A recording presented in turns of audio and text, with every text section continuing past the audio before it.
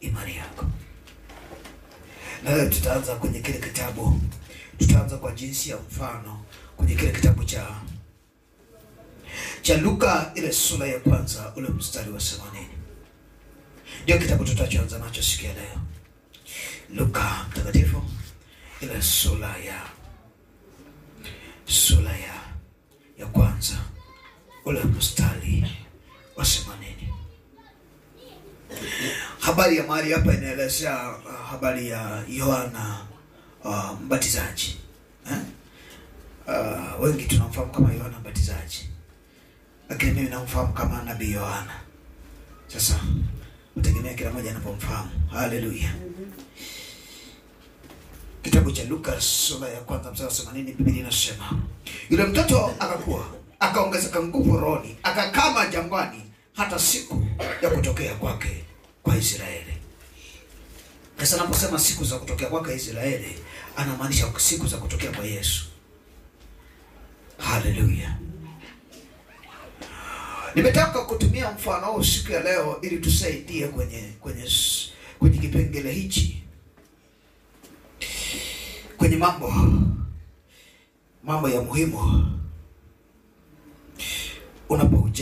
unapojenga imani yako.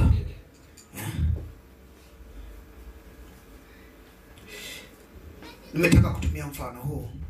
Kabla sijaendelea, lazima tufahamu kwamba tunayemzungumzia huyu Yohana ni mtu ambaye alikuwa amepokea Roho Mtakatifu toka tumboni mwa mama yake. Haleluya. Alibatizwa ubatizo wa Roho Mtakatifu toka tumboni mwa mama yake. Kwa amezaliwa akiwa tayari ana ufahamu na mwongozo wa Roho Mtakatifu akiwa toka kunyonya. Haleluya. Wewe unafahamu kama nguvu ya Roho ikiingia ndani yako kwa jinsi hii, na Roho aliyekaa ndani yako, maana yake kuna vitu vingi ndani yako na kuna vifahamu. Sireka naweza kufika huko baadaye, lakini ngoja Mungu atusaidie hapo. Lakini kwa nini nimetaka kwanza na mstari wa Mungu ametupa mstari huu? Nataka uanze kuona kwanza tunatumia Yohana kama mfano, ambaye huyu Yohana sio kwamba alizaliwa tu kama kuzaliwa. Inawezekana amezaliwa tofauti na sisi wengine tulivyozaliwa. Wengine tumezaliwa, Biblia inasema kwanza mama yake alikuwa ni mtakatifu na mwaminifu kwa Mungu, mchaji wa Mungu. Nataka uone kidogo kwenye mistari hii. Haleluya. Rudi kwenye kile kitabu cha Yohana kitabu kile cha Luka sura ya kwanza mstari kuanzia wa 8. Nataka nisome hapo tuone. Mstari wa 8 anasema, basi ikawa alipokuwa akifanya kazi ya ukuhani katika taratibu za zamu. Okay. Ngoja nianzie huko juu.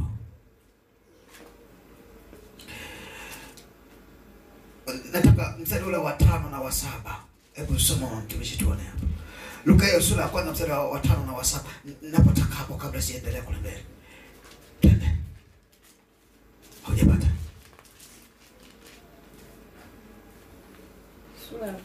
Sura ya kwanza mstari wa 5 na wa 7. Nataka tuangalie hao wazazi kabla tujatumia huu mfano. Unaweza kutusaidia. Haleluya. Zamani za Herode mfalme wa Wayahudi. Nataka tufahamu Elizabeti na huyu baba yake wa Yohana. Zamani za Herode mfalme wa Wayahudi, yes, palikuwa na kuhani mmoja jina lake Zakaria wa zamu ya Abia. Na mkewe alikuwa mmojawapo wa uzao wa Haruni. Okay. Jina lake Elizabeti. Okay. Na wote wawili walikuwa wenye haki mbele za Mungu. Okay. Wakiendelea katika amri zote za Bwana na maagizo yake bila lawama.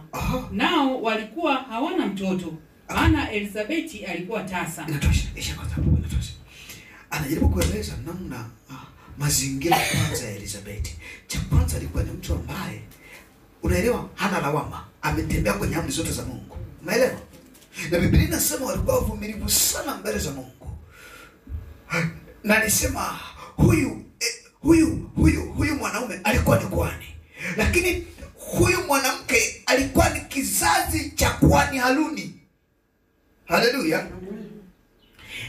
ni kizazi, ni watu 100,000 ya miaka wakikaa madhabahuni, mamia ya miaka wakikaa madhabahuni kwa ajili ya kumtumikia Mungu. Unaelewa? Nichotaka uone mazingira ya hawa wazazi, alafu ndipo tunapotumia huu mfano wa huyu Yohana tuweze kuelewa. Sio tu alipatikana kwenye utakatifu, lakini alipatikana kwenye familia iliyo takatifu. Lazima ufahamu.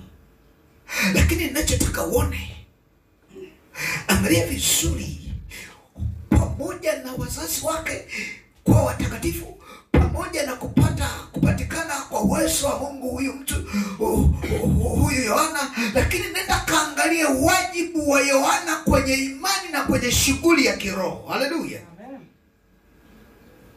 Mara nyingi tunataka matokeo, hatutafuti wajibu wetu. Kuna kitu kinaitwa wajibu kwenye imani yetu. Haleluya. Maana tumesalia kwenye swala la imani, mambo ya muhimu ya kuzingatia unapojenga imani yako. Maana kuna wakati tunaangalia sifa, mimi ni Mkristo, mimi siatenda, lakini nataka uone mfano wa huyu. Kuna mambo hatufanyi, tunasema Mungu atafanya mwenyewe, atajua mwenyewe, Mungu atanisaidiaga tu, Mungu atafanya, ameniita mtumishi, au nitafika mahali atanitumiaga wakati ukifika. Unaelewa? Lakini nenda kaangalie kwa Yohana wakati wa kwake, kabla hajaingia kwenye utumishi, alianza kutafuta sehemu ya utulivu.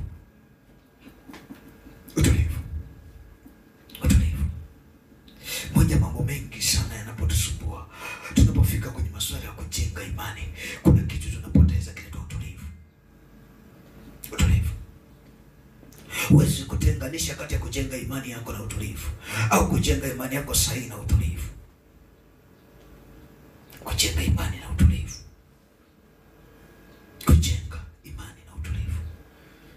Unajiuliza, sijui unaelewa mazingira ya upendo, lakini ukaanza kuelewa, ongeza kuelewa ninachozungumza na wewe. Maana haikuwa rahisi kama unavyofikiria wewe. Ni watu wanaoheshimika, lakini ametoroka nyumbani, anaheshimika na watu wote, baba yake na mama yake. Ametoroka, ameenda jangwani. Ameenda nini? Jangwani. Nenda kaangalia. Anaenda jangwani, anaenda kutafuta nguvu, anaenda kutafuta utulivu,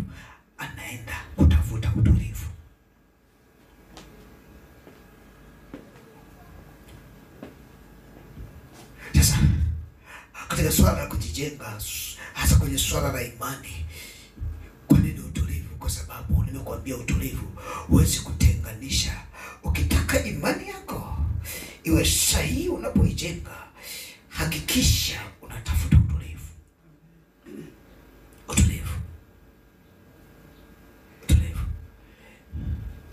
Ile wanaopimia maji wanaita pima maji. Sisi tunaweza kupima maji. Sababu wazungu wana kwao. Ukienda kwa wazungu au kwenye vitu ambavyo wanatumia, hata si hapa umeona? Hii hapa. Umeona? Inaonyesha kama kitu iko sawa au kiko sawa. Ipo. Hii ni stendi kwa ajili ya simu. Lakini wameweka ili uweze kujua imesimama vizuri au haijasimama vizuri. Wewe unapojenga imani yako, unaweza ukajenga imani yako, lakini kwa sababu umekosa utulivu, unaweza ukajikuta umejenga imani yako na imani yako inapinda na wewe hujajua kama imepinda.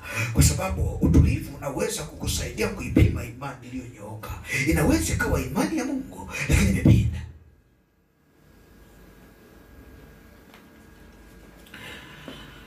Narudia tena.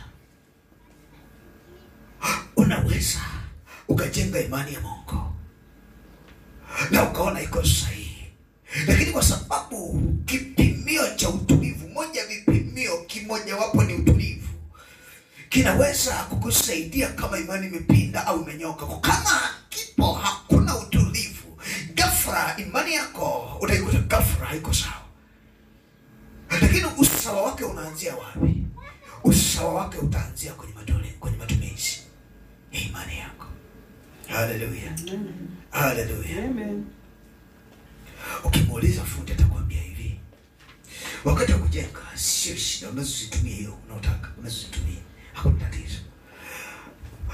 Utapiga na lipu sawa. Ila utaanza kupiga kenchi, unakuta nyumba inakuwa kama tumbo lililovimbiwa. Ukienda kuna nyumba zinakaa hivi na inaanza kutanuka pembeni. Baada ya kuzimanza kucrack. Baadaye haipo. Kwa hiyo kama utakosa utulivu, manake ni kazi sana kuijenga imani yako ikakamilika. Haleluya. Haleluya. Ni kazi kujenga imani ikakamilika. Kama ni nyumba kuanzia chini mpaka bati. Unaelewa? Sasa sijui kama wewe umejenga nyumba yako, unakuta ghafla unapopiga kenchi unakuta ndani zimeanza ufa. Utasiliba sawa, utaficha sawa. Utapiga na bati zinaongezeka, unakuta zimepasuka. Utaingia kuishi kwenye nyumba hiyo? Umeiona watu wanaoingia kwenye imani sawa ambao tayari zimesha crack? Angalia. Hujaiona namna ambavyo udhaifu wa kwako shetani anapogundua anatumia kwa ajili ya kukusambaratisha, kwa atakupiga kwenye ufa wako kwenye imani. Ghafla imani yako na wewe haupo. Watu wanasahau kama mliokoka. Hata mwenyewe unasahau kama mliokoka. Umejiuliza kwa nini mtu anamejenga imani muda mrefu afu kwa urahisi tu ameanguka? Kwa urahisi tu. Imekuaje? Hivi unajua nyumba ambayo imejengwa vizuri, kuta zake zimenyoka, ni kazi sana kubomoa kuliko nyumba ambayo tayari imeshakreki. Kuna mtu anaelewa? Unaelewa? Iliyonyoka utapoanza kubomoa, kila kipande kimejishikilia. Lakini iliyo kreki, unaposukuma ukuta huu unadondoka ukuta mwingine. Na ndio maana angalia, mara nyingi tunaposema tunatetea imani, shetani anapopiga huku kunadondoka huku, akipiga huku kunadondoka huku, akitikisa huku na wewe kishindo cha kwako unakuta hakuna imani.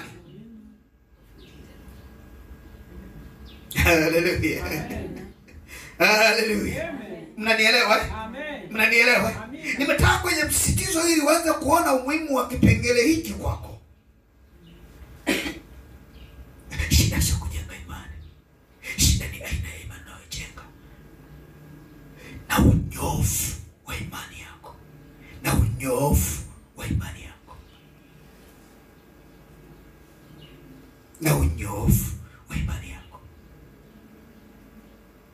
Kwa sababu shetani anapokuja atatafuta ufa. Nilikwambia shetani anapopigana na wewe anatafuta kwanza imani yako ya kupata wewe. Sawa?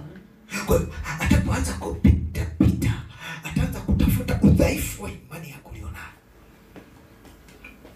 Akipita, atakuchunguza unapokuwa na marafiki. Atakuchunguza kama Yesu alivyokuwa anachunguzwa. Ghafla akaona kuna upendo ambao uko ndani ya Petro, akataka kutumia nafasi ya upendo wa Petro ili kumpata Yesu. Atapita. Sasa watu wengi sana, nilikwambia kitu kimoja.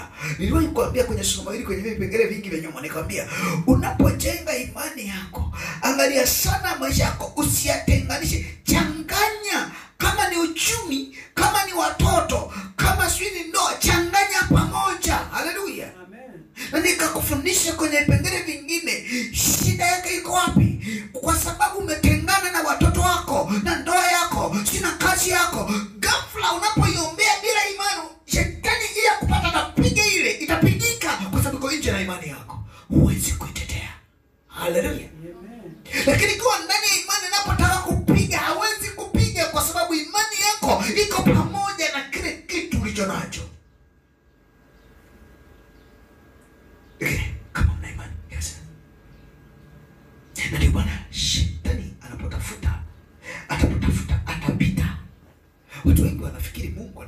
majaribu kwenye mambo yao, lakini kumbe Mungu anataka kuimarisha kwenye mambo yao.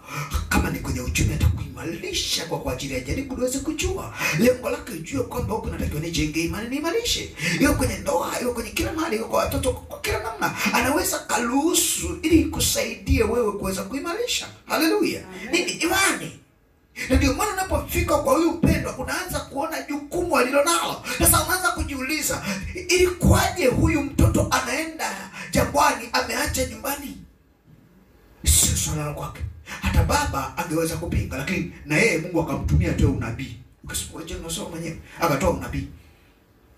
Alipotoa unabii, anasemaje? Alitamka yeye mwenyewe kwa neno la Bwana. Anawezaje kwanza kugombana na huyo mtoto?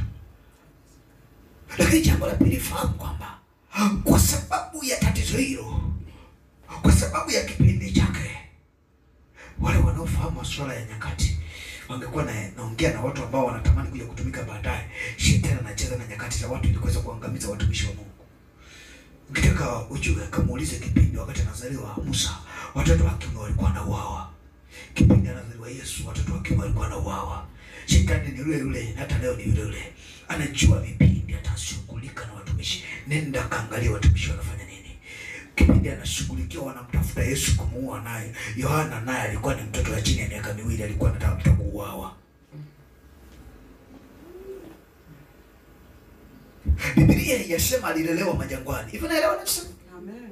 Imesema akakaa wapi? Haijasema alilelewa. Unaelewa? Kuna tofauti kati ya kukaa na kulelewa. Maana kama alikaa, manake alijitegemea jangwani. Sawa eh? Kama alilelewa, manake alikuwa na walezi, kuna watu walikuwa wanamwangalia jangwani. Angalia vizuri hivi tofauti. Yesu anamwambia Mariamu na Yusufu, ondokeni, manake wanaondoka kama familia. Unaelewa? Lakini huyu mpendwa alipopata akili timamu, anatakiwa kukimbia hata kama ni ndogo hizo. Kwenye majangwa. Lakini kwa nini kwenye jangwa? Nimekwambia utulivu. Nini? Utulivu. Kasi sijajua ni kiasi gani unapojenga imani yako unajenga pamoja na utulivu. Mimi sijajua, ila wewe unaweza kujua, kwa sababu wewe ndio unajenga imani yako. Ndio maana angalia, wewe mwenyewe unajua unaufa kila mahali. Unajua kuna nafasi ipo. Sielewi hiyo nyumba unaibomoa, unaanza upya au unaendelea kuijenga? Ninotie. Ungesema mimi sijui kama ninaufa kweli. Ngoja nikwambie, wewe mwenyewe unajua kwamba kuna mahali wakikugusa unamwacha Mungu. Wakikugusa imani yako inabomoka. Wakikugusa upande mmoja ukuta wa pili utabomoka. Unajua? Hata simu zingine tupokee kwa sababu tunajua ukipokea watabomoa ukuta mwingine. Haleluya. Haleluya. Usifikiri kuna Wakristo wengine hamtaki kwenda kila mahali kwa sababu mnajua kuna mahali mkiguswa, mkitikiswa, ukuta ni mbovu, utavunjika.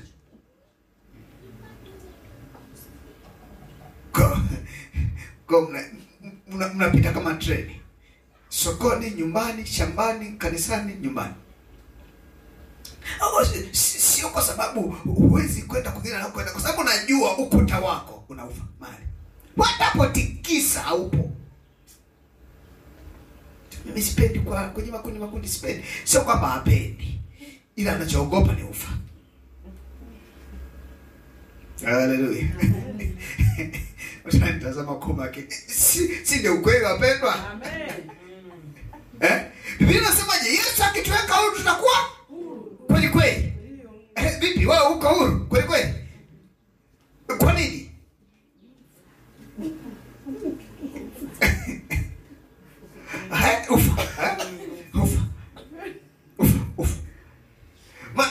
Sema jichanganye watapotikisa kidogo. Ndio maana ni kazi sana wakaa kwenye nyumba ya namna hiyo iliyovimba inanyufa namna hiyo, afu ana upepo, afu ukakaa ndani.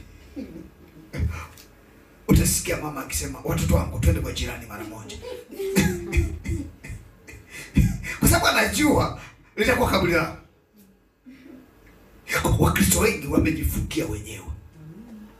Haleluya. Amen. Bwana Yesu asifiwe. Amen. Bwana Yesu asifiwe. Amen. Okay. Utulivu unakupa nafasi ya kuchambua na kukielewa kila kitu. Kuchambua na kukielewa kila kitu. Utulivu unakupa nafasi ya kuchambua na kuelewa. Kuna tofauti kati ya kuchambua na kuelewa. Nikisema hivyo akina mama ambao mnapika wali unaelewa Kuna vitu vingine mle ndani vinafanana na wali kabisa, na mchele kabisa, lakini sio mchele vipo vinafanana na mchele. Hata vikikoboa majini kwa hiyo utafikiri ni mchele. Kuna mawe yanang'aa utafikiri mchele. Kwa hiyo sio swala la unaweza kupepeta, sio vitu vinaweza kuinuka. Kuna mawe yatabaki, yanasubiri uanze kuitofautisha kati ya jiwa jeupe na mchele mweupe, kati ya mchele wenye doa na mnaita vinini vile vichui, si vinini chuya kumbuka hapa mpendo wangu, na vichuya humo ndani, maana vikikobolewa na vyenye vyeupe. Na ndio maana wakati wa kujenga imani yako sio tu kuchambua kwamba nimepokea imani ya Yesu, lakini lazima uanze kuchambua kule ndani, kwa sababu haleluya, Amen, utaanza kuanisha kati unachokijenga na matumizi yake. Nasema hivi, utaanza kulinganisha kati unachokijenga na matumizi yako. Si tunaelewa nikisema matumizi?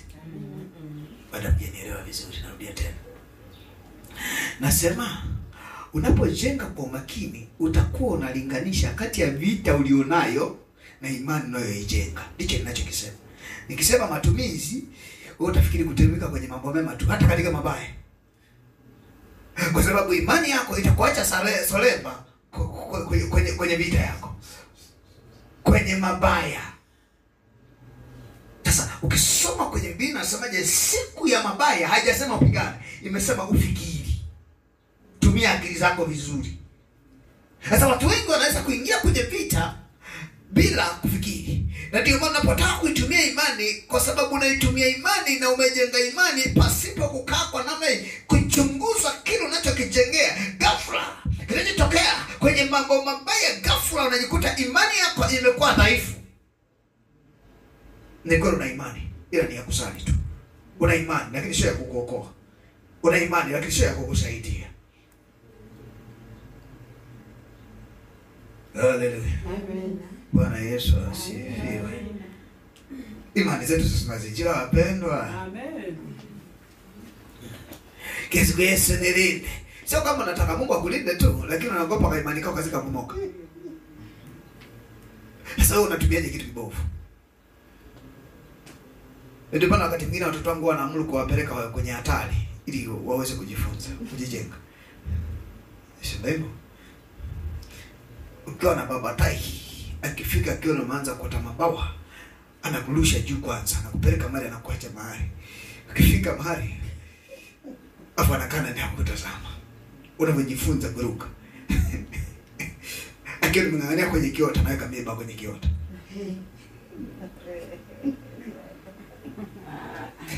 Hapo ndo wanangu wanasemaga, yaani baba ni mbaya. Wanaanza kukisia, anaanza leo ni kama leo yuko sawa leo. Kina mambo kama hivi kama alivyozoea. Utasikia sasa nimetingwa na boko na kile kitabu cha tuanze kwenye kitabu cha Mathayo sura 13 mstari wa 15. Nataka mwishoni kule ile kusoma mstari mzima. Sikia wanapigana simu sasa, tutasikia. Usimpigie baba sasa. Subiri kidogo. Asiye akakupa mazoezi. Huwa anasikia. Asiye baba yupo, sio sasa mpendo wangu, sio sasa. 13:15. Yes, Mathayo Maana mioyo ya watu imekuwa mizito. Ndio. Kwa masikio yao hawasikii vema. Okay. Na macho yao yamefumba. Wasije wakaona kwa macho yao, wakasikia kwa masikio yao, wakaelewa kwa mioyo yao, wakaongoka nikawaponya. Amen. Sasa kwenye mistari hiyo tunaona vitu vitatu. Cha kwanza tumeona kusikia. Sawa? Cha pili tumeona kuona. Cha tatu tunaona kwenye huu mstari kuelewa kwa sababu ya moyo wako. Moyo wa mwanadamu umeumbwa na ufahamu ndani yake au uelewa. Sawa? Sasa katika kipengele hichi nataka kuzungumza na wewe kuongeze kidogo kwamba katika utulivu umegawika katika sehemu kuu karibu 3. Lakini kubwa sana ni 2. Utulivu. Maana tunaendelea hapo kwenye utulivu kidogo. Kuna utulivu wa kimwili na utulivu wa kiroho. Na kuna mwingine wa 3 unaitwa utulivu wa moyoni. Utulivu wa kiroho, utulivu wa kimwili. Lakini kitu cha 3 ni utulivu wa moyo. Utulivu wa moyo. Utulivu wa moyo. Utulivu wa moyo. Sasa ni muhimu sana kuelewa haya yote matatu. Usiishie tu kwenye utulivu. Sawa? Lazima uelewe kuna utulivu wa rohoni, kuna utulivu wa mwilini, kuna utulivu wa moyo. Lakini yote matatu yanahusika kwenye kujenga imani. Yote matatu yanahusika kwenye kujenga imani. Kujenga imani. Katika maeneo matatu haya, kama ni muombaji unisikilizaga vizuri sasa. Katika maeneo matatu haya ndio maeneo shetani anaweza kuyatumia ili usiwe na imani iliyo sahihi. Narudia tena. Katika maeneo haya matatu ndio maeneo unapojenga imani utashambuliwa sana. Katika maeneo haya matatu. Atakuonyesha la kukuonyesha ili upoteze ramani ya kujenga imani yako. Atakuonyesha wewe nini? Ya kukuonyesha. Nikisema hivyo mnaelewa Ili kuna mambo mengine shetani anakuonyesha unavurugika akili mpaka unasahau kama umeokoka au hujaokoka.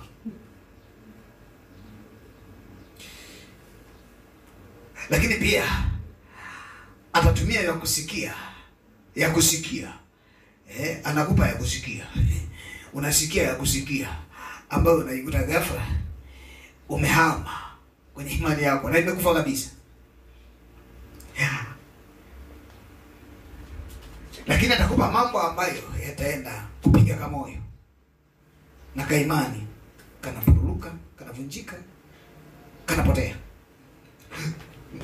Katika kitabu cha Warumi ile sura ya 10 ule mstari wa 9 na wa 10 inasema kwa maana kwa moyo mtu huamini hata kupata haki. Sio ndio? Kwa tunaanza kuelewa kwamba imani inajengwa ndani ya moyo wa mtu. Sawa? Kwa hiyo kama ndani ya mtu ya moyo wa mtu, nianze na kwenye moyo hapo. Sawa?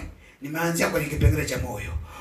Kama imani inakaa ndani ya mtu ambao kwenye moyo wa mtu ambako ndiko pia kwenye ufahamu. Manake huu moyo ndio muhimu sana kuhusika kwenye masuala ya ujenzi wa imani yako.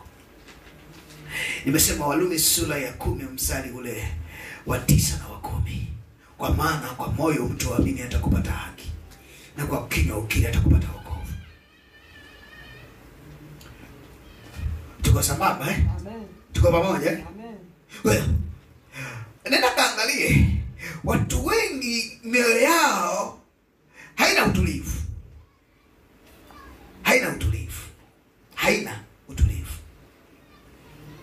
Inashituka, inatetemeka, inaluka, haitulii. Itupendo inatulia. Sasa umaijiuliza hiyo imani iliyoko ndani ya moyo wako. Umeijenga nyumba kwenye matetemeko. kwenye tetemeko la ardhi.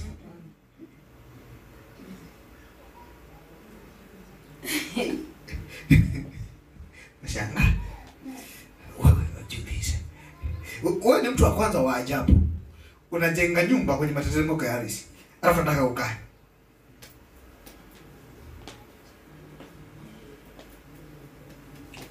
Wewe jaribu. Kwako kipi cha muhimu? Familia au imani? Kipi cha muhimu? Uchumi au imani? Sasa vipi sasa kuhusu imani unapoijenga kama ni ya muhimu kuliko vitu vyote? Pana tetemeko la ardhi. Maana moyo wako wenyewe unaujua mwenyewe. Unaujua mwenyewe. Kuna watu wanasema, unajua imani yangu, nashangaa ikui, nashangaa inakuwa kidogo inavunjika, inakuwa kidogo inavunjika. Mwambie tetemeko, umejenga kwenye tetemeko la ardhi. Shida sio kuvunjika imani. Shida nini? Mpendo wako.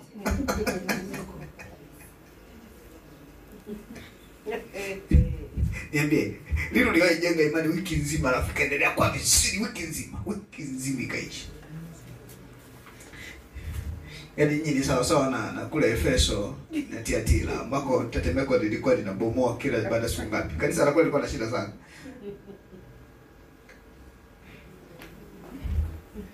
Unajua najitahidi kuomba, ni kweli unajitahidi kuomba mpendo wangu. Lakini shida iko kwenye imani ambayo unataka kuitumia kwa ajili ya majibu yako. Shida sio majibu yamechelewa. Shida imani ya kuleta hayo majibu haipo.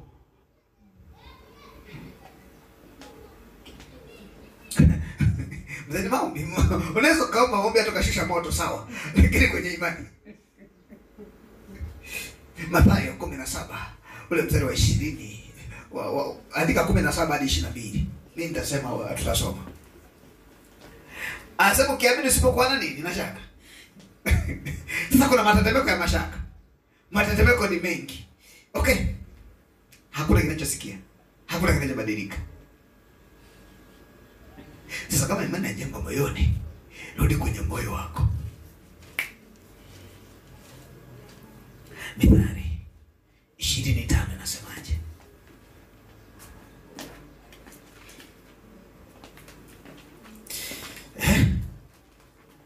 Umepata? Mstari wa 5.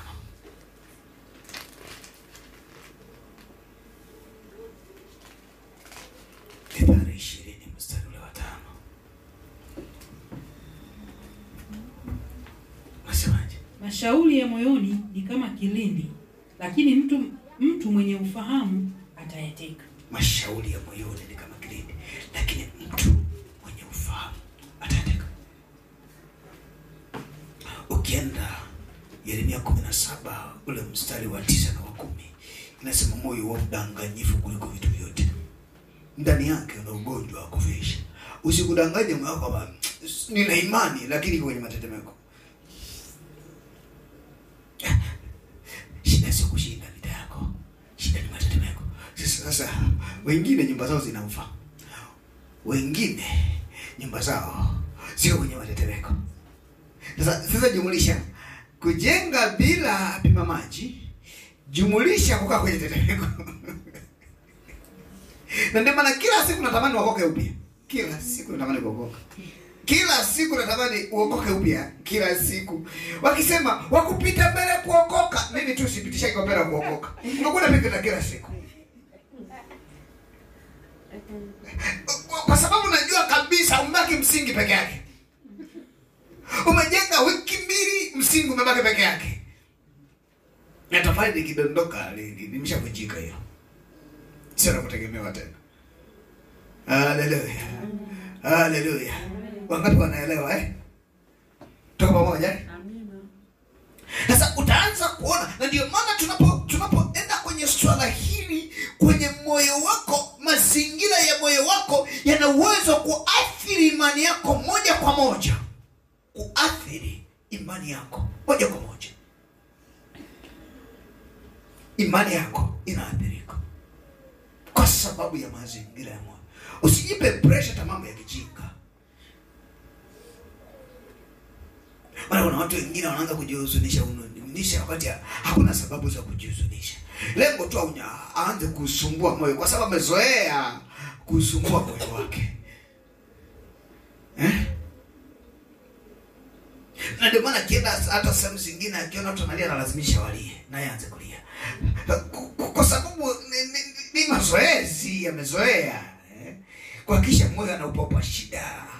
Mtu akisema unajua nimepata, sema tatizo baya sana hilo. Utakienda leo pata yeye. Hallelujah. Amen. Hallelujah. Amen. Okay. Kumbuka wewe unalalamika hupati ukaribu na Mungu.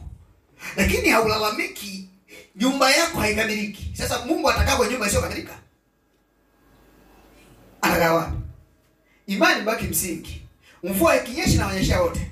Na Yesu anakaa hapo. Atakamenya mgeni wako. Ni kweli tunapendana. Mimi nikae kwenye msingi mpendo wangu au kwenye kiwanja kitupu? Eti mpendo.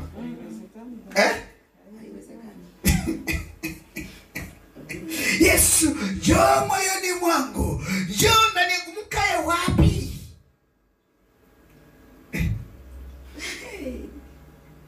Hata kama una lamani ya nyumba umeweka chumbani na sebule na kila kitu sawa, tukae sebule. Sasa tunakaa sebule kwenye msingi mpendo.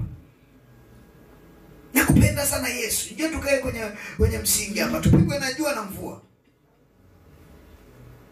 Hivyo najua imani yako isipokamilika, kila maneno mabaya yanayokuja yatakudhuru moja kwa moja. Utaathirika moja kwa moja. Imani yako isipokaa sawa, kila maneno mabaya ya kuumiza yatapenya moja kwa moja ndani yako. Hii ni dalili kwamba mpendo wangu una msingi peke yake. Unaweza kuwa na amani nzuri sana lakini sio nyumba ya msingi. Sio nyumba ya msingi. Sasa utaelewa kwa nini alikaa. Alikama jangwani. Alikama jangwani. Ngoja tusogee kidogo. Tusogee kidogo. Nimetaka kwenye moyo kwenye moyo. Kile kitabu cha Isaya sura 40 ule mstari wa kwanza na wa pili. Lea. Isaya 40 mstari wa kwanza na wa pili. Moyo. Kwa sababu kule ndani ndiko kwenye ufahamu. Ndiko kwenye ufahamu.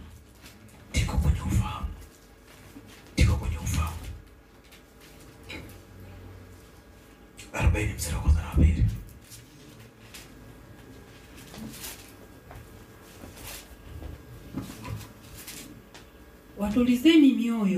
Watulizeni mioyo, watu wangu, asema Mungu wenu. Ndio.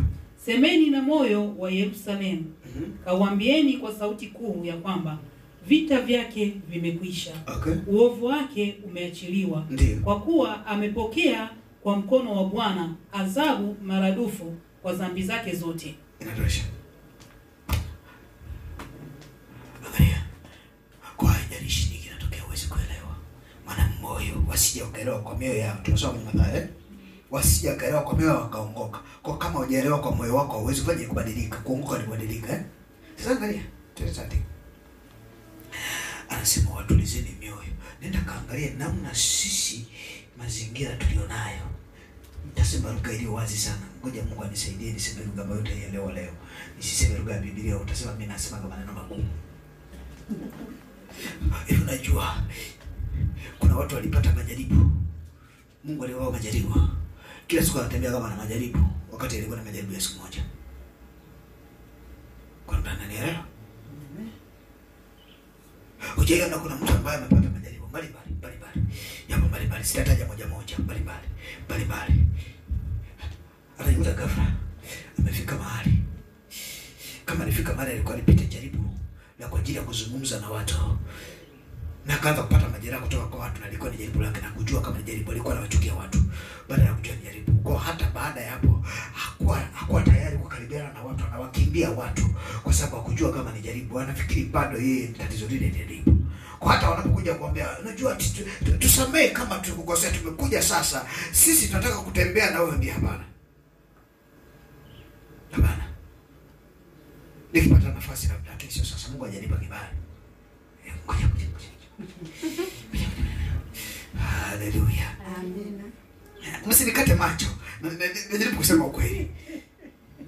Mmepoteza watu wengi sana kwa sababu hakuna utulivu ndani, kwa hamuelewi. Kwa hamuelewi mko kwenye jaribu, hamuelewi mko kwenye vita, hamuelewi mko kwenye amani, hamuelewi. Unaisoma habari za Ayubu? Umesoma? Ayubu, marafiki wapendwa, walitumika kwa ajili ya kusababisha atoka kwenye imani yake. Sio ndio? Lakini mwisho wa siku Mungu akasema, haya marafiki, tubuni mpe huyu sadaka, maisha yaendelea urafiki. Hakusema waachane. Sasa umejiuliza wewe, rafiki yako umemaliza jaribu na ukujua kama lilikuwa ni jaribu na ameondoka. Na Mungu bado alimweka kwa ajili ya kukuinua wewe. Na wewe unamchukia kwa sababu kuna mahali alikuwa sababu ya kukupitisha mahali hapo.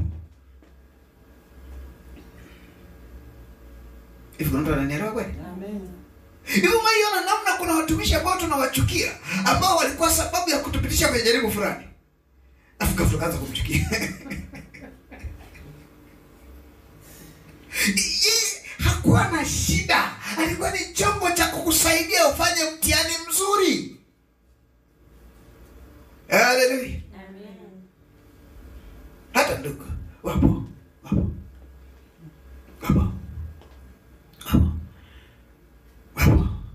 Unaona kafara kwa Yuda Iskarioti. Akimaliza Yuda, ujue kabisa sio yeye. Yuko sawa. Sasa nenda kaangalie. Nikikuuliza huko ulipo hapo, uko kwenye jaribu au kwenye mtihani sijui, au uko kwenye vita au kwenye amani, hauelewi. Kuna mtu ananielewa ninachosema? Bali ndipo kusema lugha zile ambazo mnajua wenyewe. Ndio maana hata kwenye familia zetu, hata watu wa familia zetu wanapotumika kwa ajili ya kutujaribu, tunawachukia kipindi hicho. Na tunapovuka, asante Yesu nimevuka hapa, lakini huyo mtu sitaki niwe naye. Alipewa muda.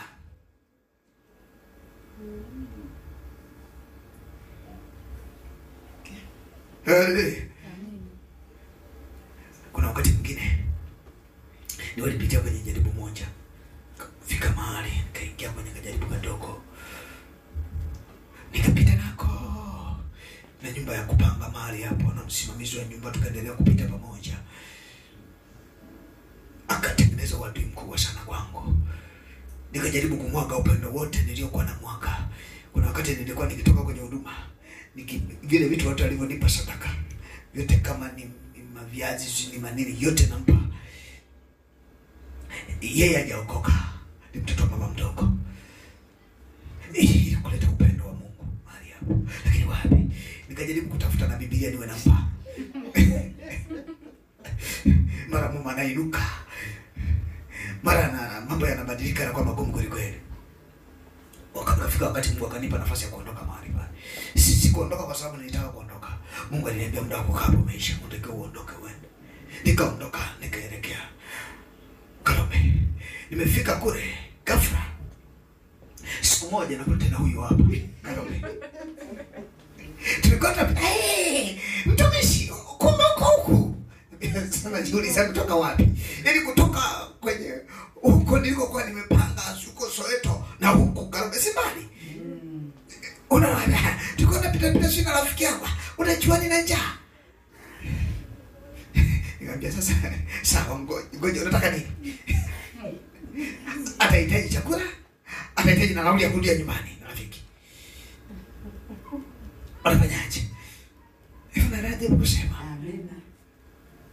Haijalishi makofiana na Petro, shetani alimtumia. Lakini Petro, kuna wakati shetani ikikosa ataondoka na baki Petro ambaye ni rafiki yako. Hivi mtu ananielewa? Amen.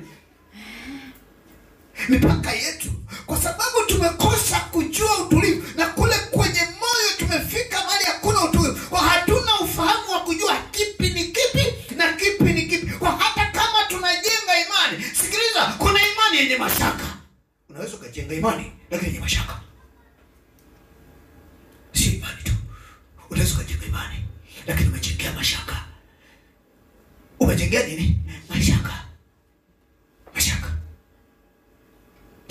wengine wana imani, lakini ndani yao aina ya injili walioitumia, namna ya neno waliolitumia lina mashaka ndani yake. Wanaweka kabisa ndani yake mashaka yaliyobebwa pamoja na neno na kuingia ndani na kujengwa kwenye imani yako. Jua kabisa hiyo imani, kila jambo litapotokea litakwenda na wewe. Kuna watu kila kitu anakwazika, wakina Mwakarasi, wakina Mwakichukia, Mwakizira, kila kitu lazima azire, kila kitu lazima achukie. Ni kidogo ni kikubwa, hata yeye hajielewi ni mchanga au ni mtu mzima, na kila kitu lazima kimkwaze. Nenda kaangalie, unaweza kujenga imani yako. Imani yenye mashaka inaweza kukusaidia kwenda kumwabudu Bwana, lakini haiwezi kukusaidia kwenye maisha yako. Kila kitu kitakukwaza, kitakuumiza, kila kitu. Kama umefika hapo, mpendo wangu, jitahidi ubomoe. Anaona tu ni afadhali baki na msingi tu kuliko kuwa na imani hiyo iliyokamilika lakini ya mashaka. Haleluya. Haleluya. Haleluya. Amen. Angalia. Haleluya. Amen. Haleluya. Amen. Kwa nini jangwani maumivu na ufahamu huwa vinaweza vikakaa pamoja? Ile ni ngumu sana wanadamu kuelewa.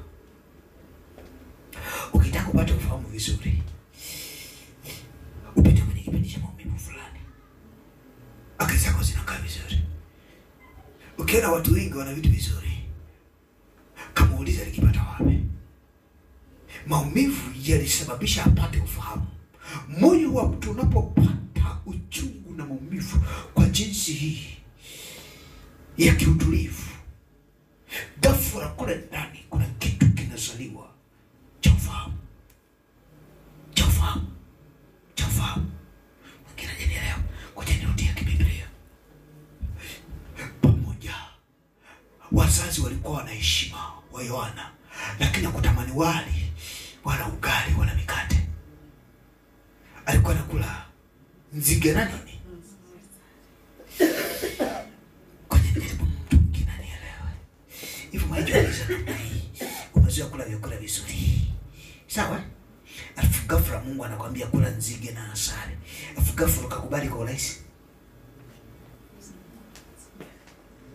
Alafu jangwani hakuna moto. Sasa sijajua kama wangapi wamai kula senene mbichi. Senene mbichi. Nyosha mkono. Hujai kula, eh? Aliyekula kumbi mbichi. Sawa, vizuri. Unaweza ukachukua ladha ya asali na kumbi. Unaweza zitapike.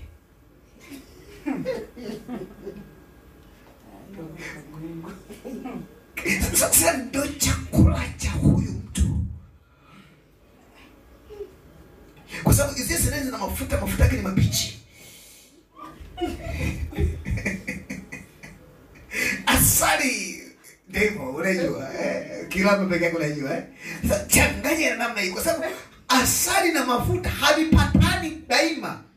Mimi wanatumia asali najua. Ukila vitu vyenye mafuta mengi afu kala asali umegombana. Sasa huyu amekula mafuta mabichi tena ya senene.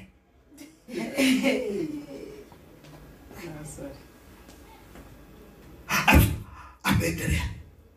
Umezani nilikuwa rahisi kujifunza. Alipokaa jangwani, kule ndani kuna namna ya uchungu, alikuwa tayari kupoteza vitu ili ajenge.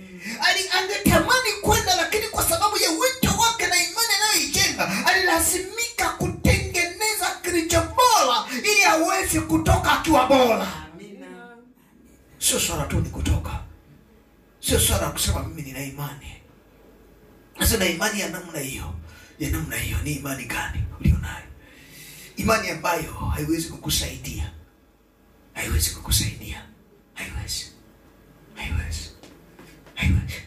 Hata miongoni mwenu hapa ikatokea bahati mbaya umewahi kujikuta usiku kwenye giza huko kwenye msitu, unatakiwa ulale msitu nje na watu? Nipi ningetokea kwako?